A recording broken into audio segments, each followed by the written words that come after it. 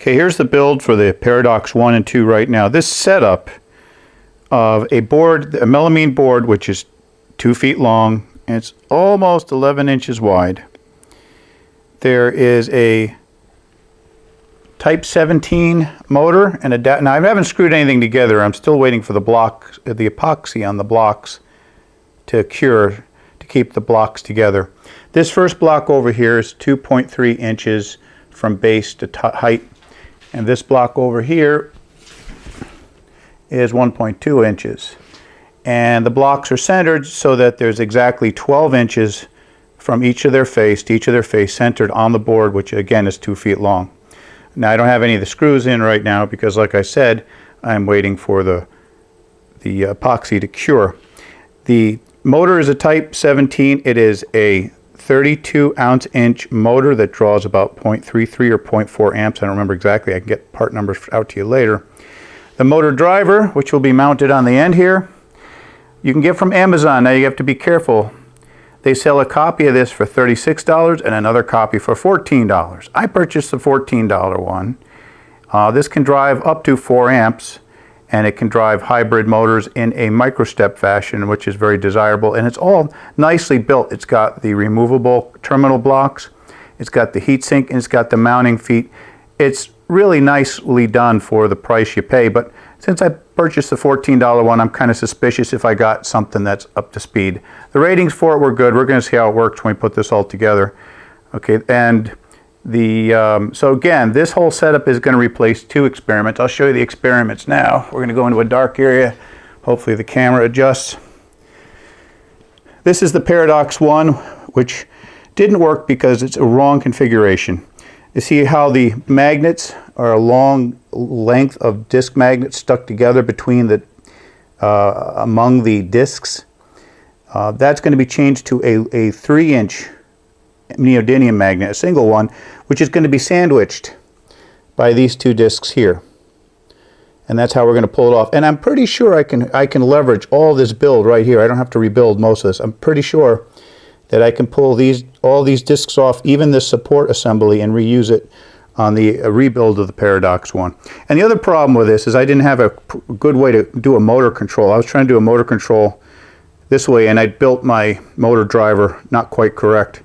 Now we're going to be using a stepper motor, which is going to take all of the guesswork out of keeping the velocity constant, or the velocity highly controlled, I guess, is or the RPMs highly controlled, which will give us a better way to take precise measurements of what we are going to discern.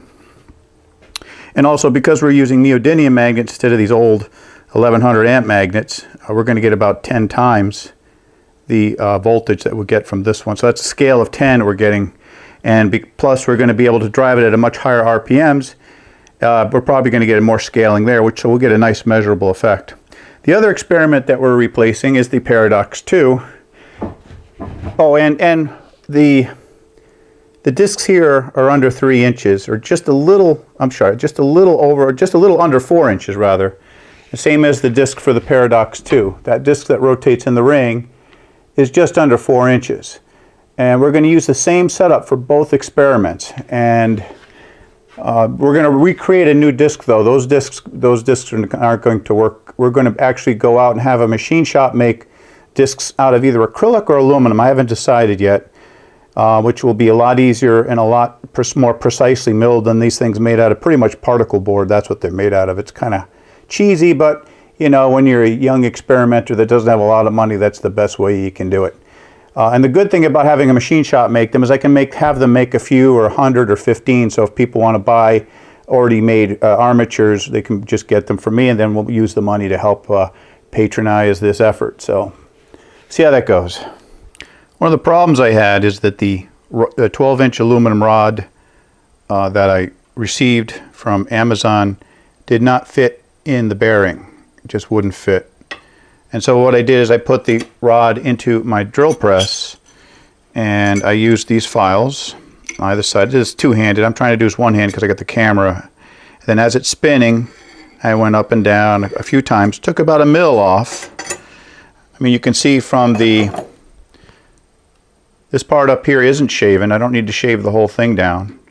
But you can see that it's almost exactly a quarter of an inch. It's about a half, no, it's about 0.249 inches is the width, and it's too big for the bearing. The bearings look like they take about 247, and when I shaved it down, okay, you can see it's about, sorry, it's just a little over 247. And now the bearing fits nicely.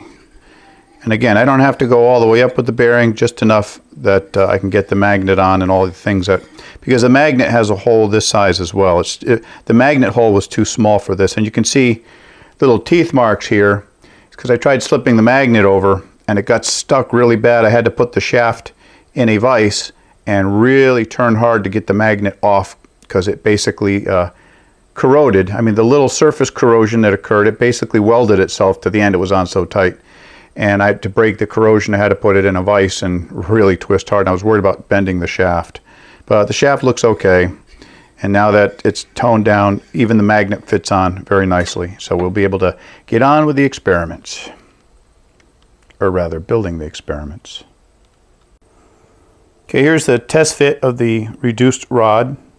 It fits nicely into the hole of the magnet. This magnet is a 3-inch by 1/2 inch neodymium magnet that we're going to use for the Paradox 1 rebuild. And it's got a 1/4 inch hole, but it's not quite a 1/4 inch, it's slightly less, and reducing the shaft, it fits it really nice. It goes all the way through with really no problem now. I mean, it doesn't go all the way through, it goes up to the point where we turned it down. You can see where the scraping is here. That's where the bite marks are, where I had to lock it in the vise to get the magnet off before. And the little polished area there down near the magnet, that's where I started the turn down process, which goes all the way down to the end of the rod. See, the rod is very shiny. So now we're ready to use this rod for our Paradox 1 experiment. So again, this setup here is designed to accommodate a disc that's up to 4 inches in diameter. That's the reason for the dimensions of having it very high off the table. And that way, this way here, we can accommodate both the Paradox 1 and Paradox 2 experiment with the same motor shaft assembly. And that's what we're trying to get. We're trying to get economization of what effort I have to do. So that if I can make something useful for 2 different things, then that's saving me a lot of time and effort in the long run. Anyway, that's where we are for now. Next update on this build in 2 weeks. Thank you.